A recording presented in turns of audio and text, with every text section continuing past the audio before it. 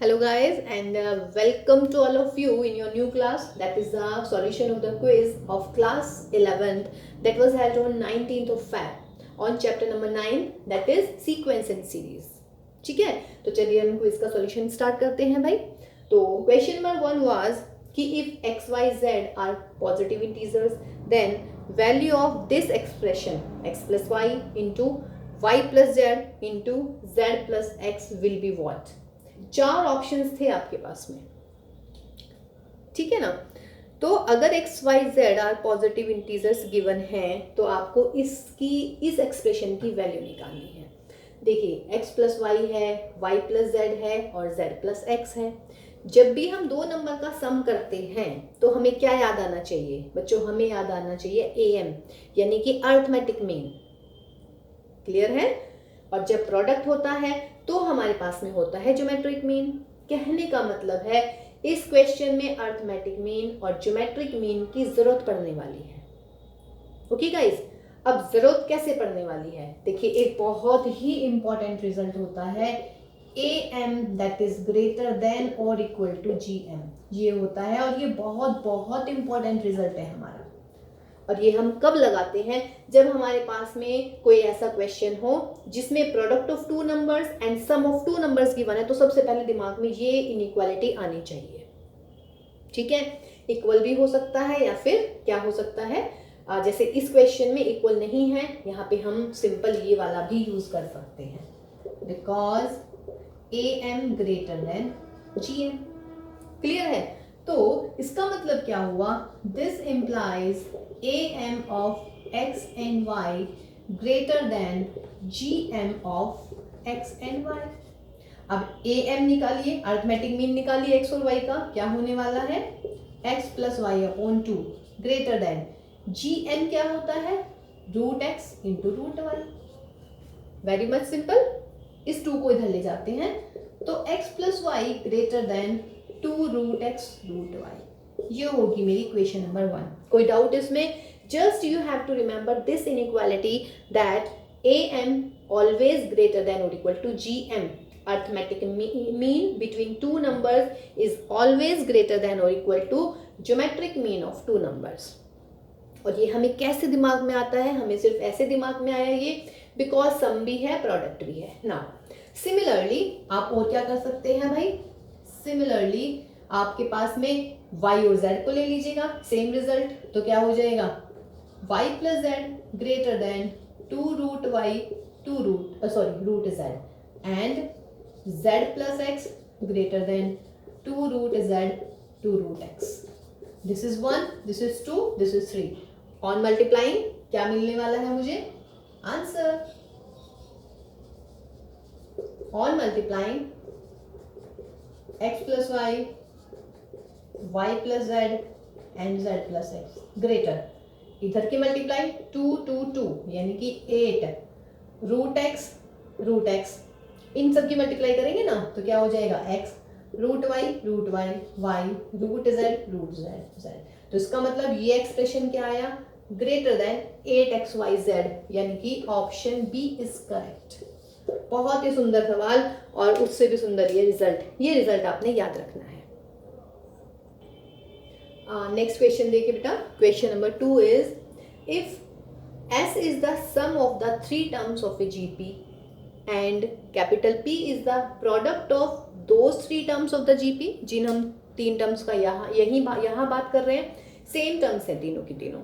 and capital R is the sum of the reciprocals of 3 terms of GP, then you have to find the value of P square R cube ratio S cube. ये हमें निकालना है. अब देखिए GP की बात चल रही है यहाँ पे, तो GP में आप क्या मानने वाले हैं? Let the first term is A. First term आप A मानते हैं हमेशा. और यहाँ पे क्या हो जाता है?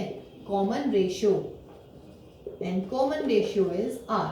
तो देयरफॉर फर्स्ट 3 टर्म्स कौन कौन सी होने वाली हैं? फर्स्ट 3 टर्म्स आर AR और AR स्क्वायर. ये हमारी होगी हैं 3 टर्म्स GP के लिए. Okay, now what is the S? Because S is equal to sum of three terms, यानी कि इन तीनों टर्म्स का sum a plus a r plus a r square, A take common 1 plus r square. What is P? P is given to you product of three terms. तो product of three terms means a into ar into ar square. तो कितना हो गया? a cube r cube. r is what? r है आपका sum, but किसका? Reciprocal of the three terms. तो reciprocal of the three terms means 1 upon a plus 1 upon a r plus 1 upon a r square. हो गया ना reciprocal सबका. Take the LCM. LCM is a r square और यहाँ पर मुझे मिल जाएगा r square plus r plus 1. तो मेरे पास में एस की वैल्यू भी आ गई है, पी भी आ गया है और आर भी आ गया है. अब मैं इसको फाइंड आउट करती हूँ. Now p square r cube upon s cube. P square, इसका स्क्वायर करना है, ए क्यूब आर क्यूब का स्क्वायर इंटू आर की पावर 3 करनी है, ये रहा आर, यानी कि r square plus r plus 1 a r square और पूरे की पावर होगी हमारी 3. डिनोमिनेटर में है आपका एस क्यूब, एस ये है, तो that is a cube 1 plus r square का क्यूब. सॉल्व कर लेते हैं.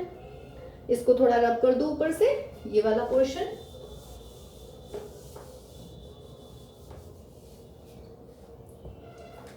देखिएगा क्या आ गया है. P square r cube upon s cube, that is what? a raised to power 6 r raised to power 6 into r square plus r plus 1 की पावर 3 और नीचे क्या आ जाएगा इसके डिनोमिनेटर में? ए क्यूब और भाई ये होगी मेरी आर की power 6 upon a cube r square plus r plus 1 का क्यूब. देखिएगा आर की पावर 6 से आर की पावर 6 गया, ये इससे कट जाएगा, है ना, और ये मिलेगा मुझे ए की power 6 upon a cube into A cube, ए की पावर 6 अपॉन ए की पावर 6, यानी कि व्हाट? 1 अपॉन 1. तो रेशो मुझे मिलेगा भाई 1:1 और 1:1 है आपका ऑप्शन ए. तो option A is correct for this question.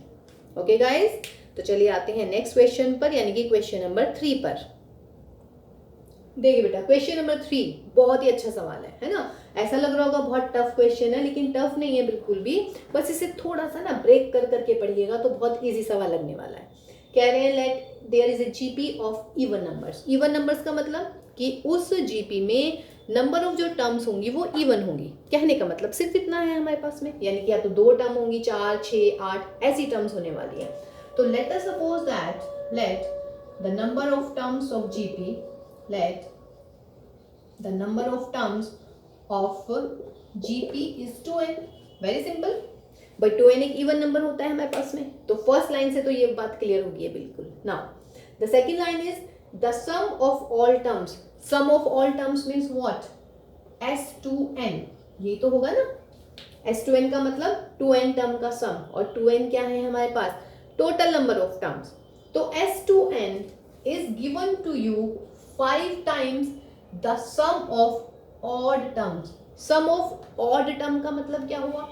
sum of odd term का मतलब हुआ जो फर्स्ट प्लेस पे है, जो थर्ड प्लेस पे है, जो फिफ्थ प्लेस पे है और जो लास्ट में हमारी 2n-1 प्लेस पे है. कोई दिक्कत इसमें? सिर्फ ये लाइन समझनी है बेटा, क्वेश्चन खत्म. क्या कह रही हूं मैं? The sum of all terms यानी कि S2n इज 5 टाइम्स, यानी कि 5 into the sum of odd terms, यानी कि वो वाली टर्म्स जो ऑड प्लेसेस पे हैं. मीन्स A1, A3, A5 और 2n से पहले क्या होगी? A2n-1. कोई दिक्कत नहीं है इसमें. ठीक है, अब चलिए हम इसको सॉल्व कर लेते हैं. What is this? This is GP. तो S2n वही मैं लिखना भूल गई हूँ. Let the first term is what? a and common ratio is r. ये आप हर क्वेश्चन में अपने आप मेंशन कर लीजिएगा. तो S2n क्या होने वाला है, क्या होता है फॉर्मूला, 1 माइनस r की पावर 2n और अपॉन 1 माइनस r. यहाँ पर हमने लिखा 5 और a1 मीन्स फर्स्ट टर्म यानी कि a, a3 means ar square, a5 means ar4 और भाई a2n minus 1 means a r की पावर 2n माइनस 2. सिंपल. यहां से आप a कॉमन ले लीजिएगा, है ना. तो जब आप a कॉमन, सॉरी यहाँ पे भी तो a आएगा ना, a इंटू, तभी तो कैंसिल करेंगे हम a को a से.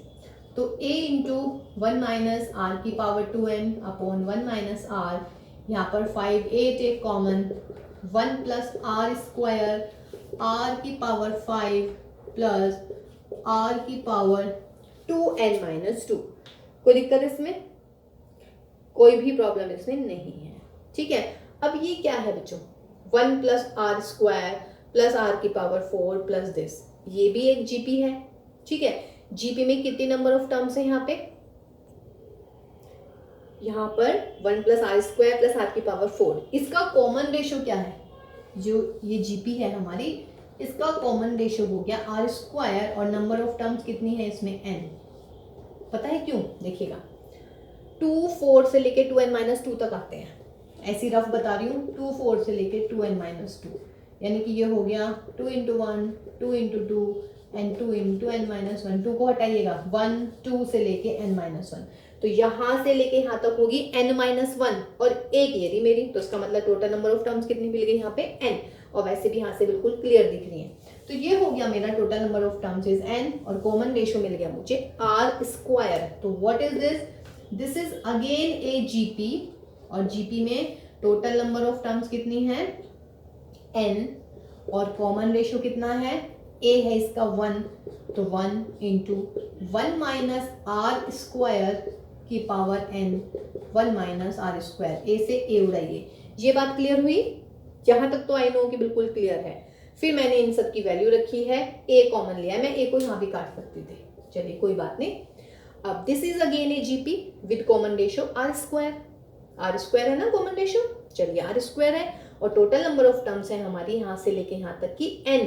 तो जीपी का क्या वो होता है हमारा फॉर्मूला सम का, a into 1 minus r, r का मतलब आर स्क्वायर की power n upon 1 minus r, r का मतलब आर स्क्वायर. तो दैट इज 1 माइनस आर की power 2n, 1 minus r, 5 1 minus r की पावर 2n, 1 माइनस आर और भाई 1 प्लस आर. ये गया, ये भी गया, तो क्या मिलेगा, this implies 1 is equal to 5 upon 1 plus r. 1 plus r is 5, that is r is equal to 5 minus 1, यानी कि कितना हुआ 4. तो देखते हैं भाई 4 कौन सा ऑप्शन है हमारा, 4 ऑप्शन है हमारा सी. तो answer will be what, option C. देखिए बेटा question number 4 is minimum value of this expression. अब देखिए मैक्सिमम मिनिमा आ रहा है दिमाग में, मैक्सिमम मिनिमा तो भाई 12th क्लास में है, हमने तो पढ़ा भी नहीं है, ये सोच रहे हैं. लेकिन चलिए मैक्सिमम मिनिमा तो नहीं पढ़ा, लेकिन आपने ये तो पढ़ा है कि sum of the two number. Sum of the two number का मतलब क्या हो जाता है, am. इसका मतलब क्लियर सी बात है कि अगर मैं am निकाल देती हूँ इन दोनों नंबर का, 3 की पावर x और 3 की पावर 1 माइनस x, तो that is always greater what, gm of 3 की पावर x और 3 की पावर 1 माइनस x. सिंपल. जब भी दो डिजिट आ जाती है सम में तो हमारे दिमाग में ये रिजल्ट आना चाहिए, am ग्रेटर देन और इक्वल टू gm. तो क्या होने वाला है, देयरफॉर 3 की पावर x प्लस 3 की power 1 minus x greater then, मतलब सॉरी अपॉन में 2 ग्रेटर देन 3 की पावर x इंटू 3 की पावर 1 माइनस x का अंडर रूट, या व्हाट यू कैन से 3 की पावर x प्लस 3 की power 1 minus x greater than 2. और यहाँ पर कितना हो गया भाई अंडर रूट के अंदर, 3 की power x plus 1 minus x से x उड़ा दीजिएगा, तो 3 की power x 3 raise to power 1 minus x greater than 2 under root 3 means this is always greater than 2/3। What does this mean कि ये इसकी मिनिमम वैल्यू है, सारी वैल्यूज इससे बड़ी है ना, तो मिनिमम वैल्यू इज 2√3। थोड़ा सा थिंकिंग का सवाल था ये, बाकी देखिए कितना इजी निकला है ना। तो answer is 2√3 and 2√3 means option D. तो option D is correct for this question. देखिए question number 5, last question of this quiz is if T3 यानी कि third term of a GP is 4 then product of first 5 terms. अब ऐसा लग रहा है product of first 5 terms और T3 given है सिर्फ, तो हम कैसे करने वाले हैं। तो सबसे पहले जो हमें गिवन है हम उसको यूज करते हैं। तो let the first term is a and common ratio is r। Now T3 is 4, तो T3 क्या होने वाला है AR², तो AR² हो गया मेरे पास में 4। अब मुझे क्या फाइंड आउट करना है, प्रोडक्ट ऑफ फर्स्ट 5 टर्म्स। तो प्रोडक्ट ऑफ फर्स्ट 5 टर्म्स क्या हो जाएगा भाई, T1 T2 T3 and T4 T5। T1 is what A, T2 यानी कि सेकेंड टर्म AR, T3 मतलब थर्ड टर्म AR², T4 मतलब AR³ और T5 मतलब AR4। 1 2 3 4 5 यानी कि A की पावर 5, 1 2 3 3 6 एंड 4 यानी कि R की पावर 10। इसको कैसे लिख सकते हो आप, AR² की पावर 5। क्लियर है। अब देखिए AR² की वैल्यू कितनी है हमारे पास में 4, तो 4 की पावर 5, तो 4 की power 5 that is your answer, means option C is correct. तो देखिए ये हो गया आपकी क्विज 19 Feb वाली। ठीक है, तो चलिए मिलते हैं नेक्स्ट क्लास में सॉल्यूशन के साथ में। अब की बार हम किसका सॉल्यूशन करने वाले हैं, जो हमारी असाइनमेंट मिली थी हमें 12 फरवरी की और 19 फरवरी की। ठीक है गाइस, तो टेक केयर, ध्यान रखिएगा सब अपना।